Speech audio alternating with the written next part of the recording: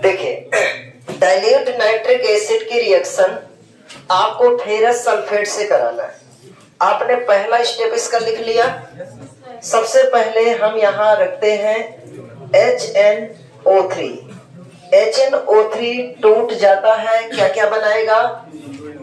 कौन सा बने? NO बनेगा कि NO2? तो डाइल्यूट HNO3 से NO बनता है जब यह किसी कंपाउंड से रिएक्ट करता है। तो यहां पर हमने बना दिया NO plus H2O and nascent oxygen. अब इसके बाद इसे बैलेंस करना है। तो यहाँ 2, यहाँ 2, हाइड्रोजन 2, ऑक्सीजन यहाँ 6 है, 2, 3 और इधर 3 हो गया। अब आपको क्या करना है? सेकंड स्टेप हम लाएंगे FeSO4 को। हमें FeSO4 का ऑक्सीडेशन करना है। कल मैंने आपसे बताया था कि FeSO4 में जो आयरन है वो +2 है।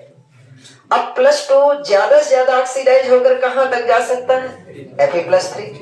और यदि Fe+3 बनेगा तो Fe2SO4 नाम का कंपाउंड बनेगा। इसका अर्थ यह हुआ कि यहां पर SO4 की संख्या बढ़ गई। ये SO4 तो यहाँ 1 है, तो हम वहां HNO3 के द्वारा तो SO4 नहीं बढ़ा सकते ना। SO4 बनाने के लिए, बढ़ाने के लिए ऐसा कौन सा एजेंट हमको लेकर चलना पड़ेगा? H2SO4। तो हम यहां लिख देते हैं H2SO4। इसका कार्य यहां पर क्या होगा कि SO4 की संख्या यहां पर यह बढ़ाएगा। कभी कभी ऐसा क्वेश्चन में आ जाता है कि डाइल्यूट नाइट्रिक एसिड की रिएक्शन अम्लीय फेरस सल्फेट से कराइए। तो अम्लीय फेरस सल्फेट का मतलब यही है कि फेरस सल्फेट के साथ क्या लेकर चलना है? अम्ल लेकर चलना है। अब हम यहां ले आते हैं किसको? नेसेंट ऑक्सीजन को। नेसेंट ऑक्सीजन क्या करेगा? इसको ऑक्सीडाइज करेगा। आयरन आपका किस में बदल गया? +2 से +3 में। तो यहां पर आपने रख दिया SO4। SO4 की वैलेंसी 2 होती है और Fe की वैलेंसी अब कितनी हो गई है? 3। इसका 3 आ जाएगा इस साइड और इसका 2 आ गया इस साइड। प्लस ये वाले हाइड्रोजन और ये ऑक्सीजन मिलकर क्या बना लेंगे? H2 बैलेंस करेंगे। आयरन 2 है, यहां 2 से मल्टीप्लाई किया। अब बताओ SO4 वहां 3 यूनिट है, SO4 यहां 3 यूनिट है ना। ऑक्सीजन यहां नेसेंट ऑक्सीजन 3 है, यहां नेसेंट ऑक्सीजन 1 है। तो क्या करना पड़ेगा? इसके बाद किया आपने 3 से मल्टीप्लाई कर दीजिए और ऐड कर दीजिए। चलो ऐड करो। तो जब यहां 3 से मल्टीप्लाई करेंगे तो ये बनेगा आपका 6 FeSO4 प्लस फिर यहां पर क्या जाएगा? एक और लिख दे इसको, 3 H2SO4 प्लस HNO3 कितने? ये लेफ्ट साइड के पूरे लिख दिया। लेफ्ट साइड में तो और कोई नहीं बचा, लेकिन ये ऑक्सीजन और ये ऑक्सीजन क्या हो जाएंगे? कैंसिल हो जाएंगे। अब इधर बताइए, इधर क्या बचेगा? 3 से मल्टीप्लाई किया ना इस इक्वेशन में, तो 3 Fe2SO4 होल थ्राइस प्लस ये 3H2O यहां हो जाएंगे और एक H2O आपका पहले से रखा है। टोटल कितने हो गए? 4H2O हो गए। और कुछ बचा? NO यहां 2 है। चलो यहां लिख देता हूं इस बार, ठीक है? बस इतना है ना। तो ये हो गया आपका फेरस सल्फेट की इक्वेशन।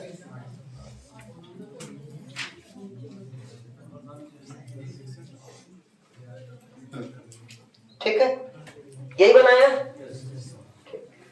अब हम क्या करते हैं, एक दूसरी इक्वेशन लिखते हैं। किसी ऑर्गेनिक कंपाउंड से हम इसकी रिएक्शन कराने जा रहे हैं। किसकी? ऑर्गेनिक कंपाउंड से नाइट्रिक एसिड के। लिखे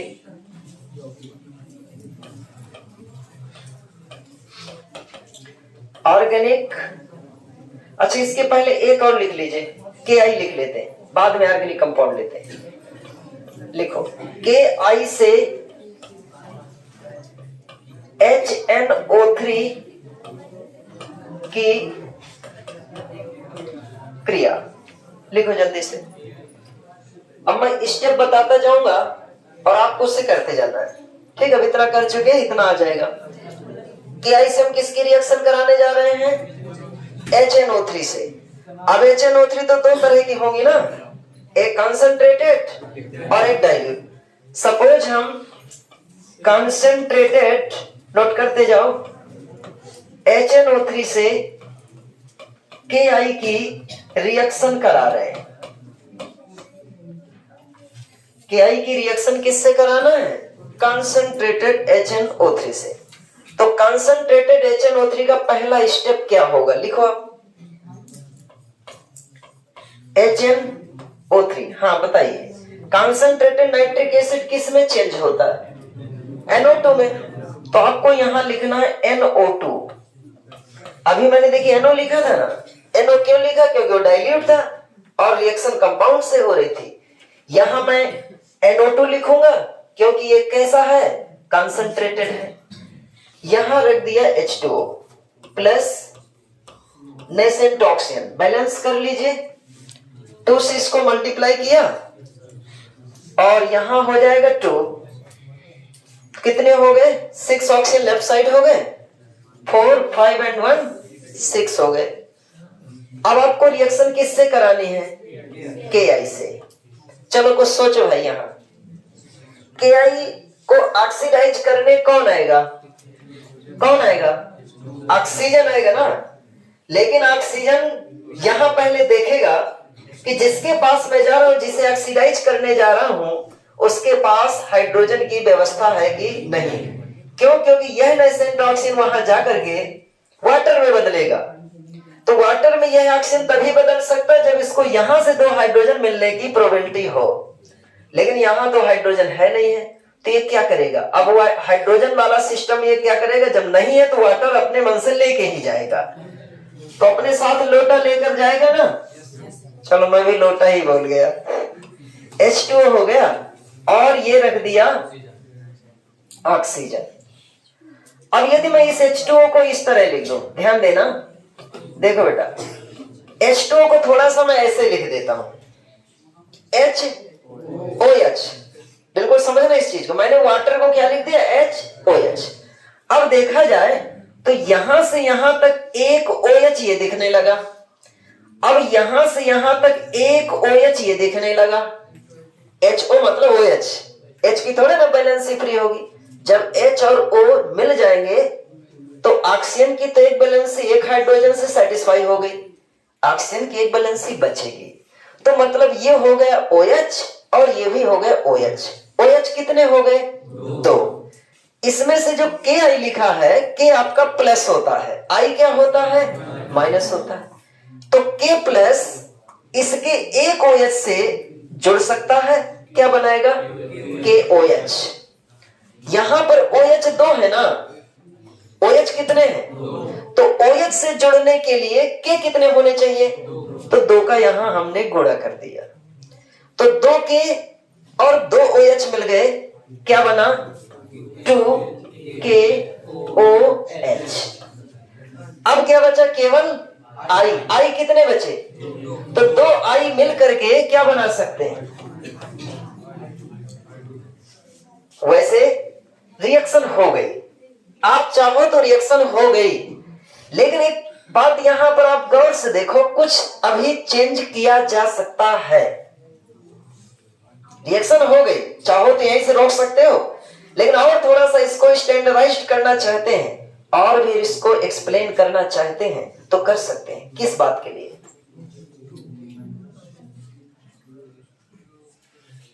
अच्छा चलो हम बताते हैं।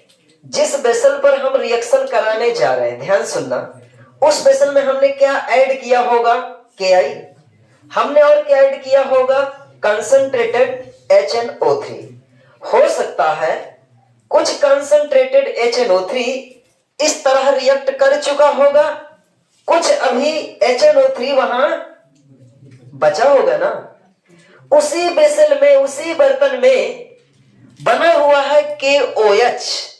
तो जब उसी जगह पर KOH बन रहा है, KOH बेस है, और उस बेसल में अभी क्या बचा होगा, HNO3।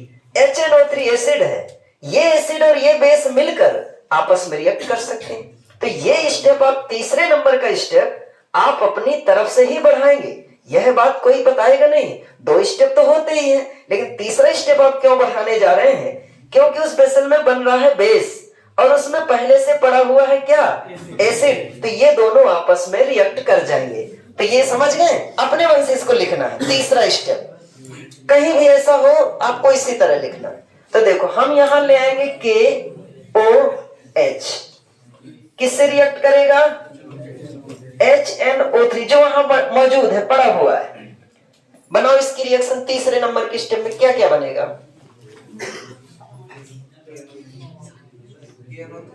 हाँ, K का जोड़ा NO3 के साथ, तो आप बनाएंगे KNO3 प्लस H का जोड़ा OH के साथ, तो HOH लिख दें इसकी तरह, या H2O लिख दें, बात एक ही चीज है।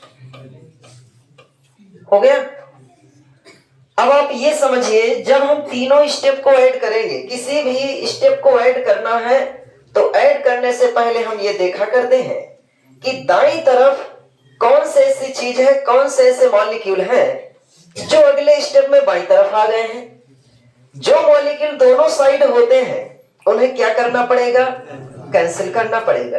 कैंसिल आप तभी कर सकते हैं जब उनको इक्वल कर लें। क्या क्या कैंसिल होगा, एक ऑक्सीजन इधर है, एक ऑक्सीजन इधर है, ये तो कैंसिल हो जाएगा। अब आप देख सकते कि OH इस साइड भी है, कि OH इस साइड भी है, तो दोनों साइड है जो उनको कैंसिल करना पड़ेगा। तभी कैंसिल कर सकते हैं जब इक्वल होगा। यहाँ KOH 2 है, यहाँ KOH, तो इसको 2 बनाने के लिए इस समीकरण में कितने से गुणा, ये बात समझ में आ गई। ये वाला स्टेप मैंने अपने मन से बढ़ाया, आपको भी अपने मन से तीसरा स्टेप बढ़ाना है। यदि कहीं ऐसी कंडीशन आ रही है कि उसमें कोई एसिड भी प्रेजेंट हो सकता है और बेस भी है, तो वहां न्यूट्रलाइजेशन करना है। ऐड करिए इसे,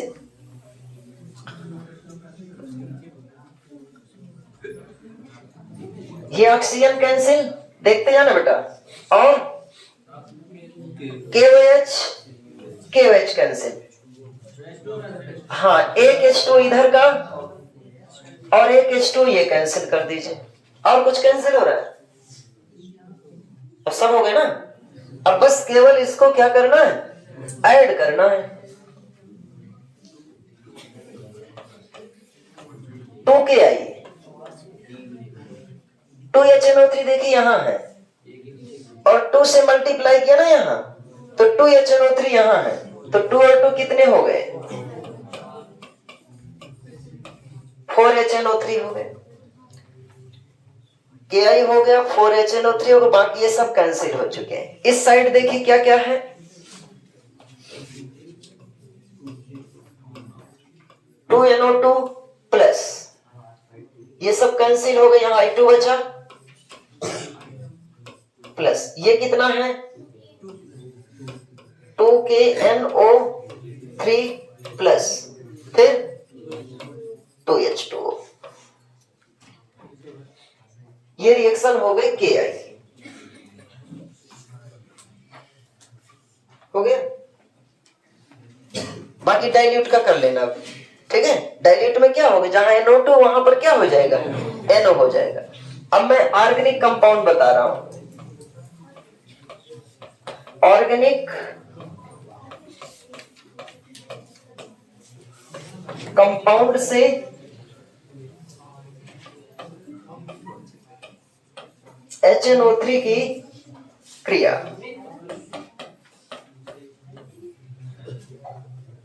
कोई हम यहां ऑर्गेनिक कंपाउंड ले रहे हैं। ऑर्गेनिक कंपाउंड में जनरल आता है आपका सिक्रोज आता है, इसमें एग्जाम्पल तो लिखिए सिक्रोज। सिक्रोज एक प्रकार की क्या होती है, केन शुगर होती है। जैसे मान लिया कहीं आ जाए केन शुगर, तो भी फार्मूला इसका यही होगा। एक आता है बीट शुगर। शक्कर किससे बनती है? गन्ने से। शक्कर बनती है चुकंदर से भी, तो बीट शुगर। तो चुकंदर से बनने वाली शक्कर और गन्ने से बनने वाली शक्कर, शक्कर कोई भी हो वो क्या होता है? सुक्रोज होता है। ठीक है, फार्मूला ही रहेगा, केमिकल फार्मूला ही रहेगा। शक्कर शक्कर है, फायदेमंद से, इसमें क्या सब फायदेमंद होती है। सुक्रोज, केन शुगर हो गया, बीट शुगर हो गया से। चलो हमको सुक्रोज देखना है ना, कार्बोहाइड्रेट है से क्रिया। अब तो फायदेमंद का मतलब है शुगर से, शक्कर से यदि शुगर लेना है तो सब फायदेमंद होती है। ठीक, हाँ, तो सुक्रोज हो गए, केन शुगर हो गए, बीट शुगर हो गया। बीट शुगर मतलब चुकंदर से बनने वाली शक्कर, केन शुगर मतलब हो गया गन्ने से बनने वाली शक्कर। अब इसकी क्रिया किससे कराना है?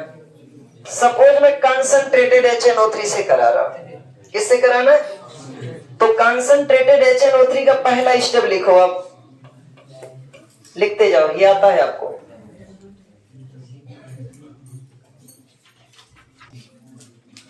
तो देखिए आपने यहां लिखा होगा NO2 प्लस H2O।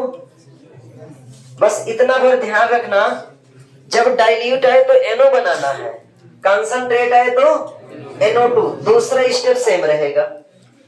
दूसरा स्टेप क्या है? हमको यहां लाना है सुक्रोज। सुक्रोज का फार्मूला C12H22O11। इसके पास पहले से हाइड्रोजन अवेलेबल है ना, तो यहां पर आएगा नेसेंट ऑक्सीजन और ये इसको बदल देता है। ध्यान रखना इस बात को, सुक्रोज को कंसंट्रेटेड नाइट्रिक एसिड बदल देता है ऑक्जेलिक एसिड में। ऑक्जेलिक एसिड होता है H2C2O4। अब आप बैलेंस करो, इसे बैलेंस करो।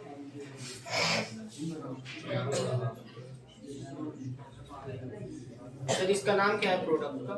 ऑक्जेलिक एसिड बोला ना, ये लास्ट में लिखा देंगे।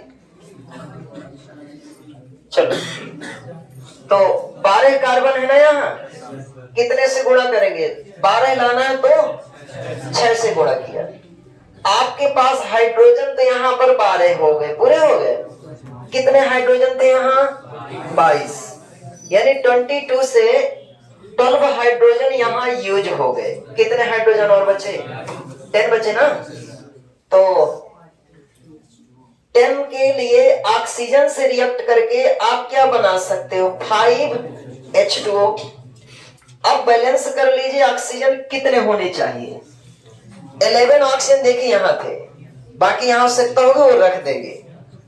इसके पास देखो 24 और 5 कितने हो गए? 29। 11 इसके पास है, यहां कितना रखें? 18 ऑक्सीजन रख दे। अब हो गए, दोनों साइड बैलेंस हो गए। हाँ, 18 ऑक्सीजन आ गए। अब आपको क्या करना है? दोनों स्टेप्स को ऐड करना है। तो ऐड करने के लिए ऑक्सीजन को कैंसिल करना पड़ेगा। तो क्या करेंगे? 18 से यहां फर्स्ट स्टेप में मल्टीप्लाई करिए और ऐड करिए।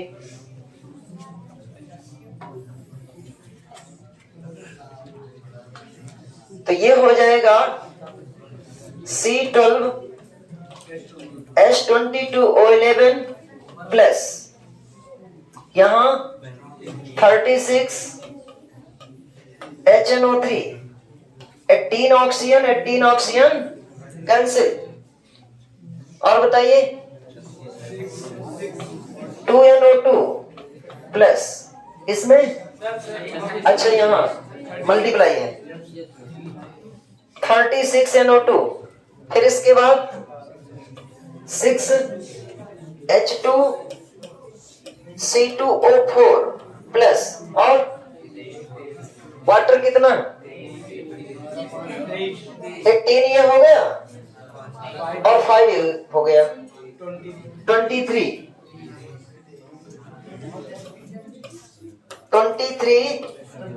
H2O बन गया इतना। अब इसका नाम है ऑक्जेलिक एसिड। इस एसिड का नाम क्या है? Oxalic acid.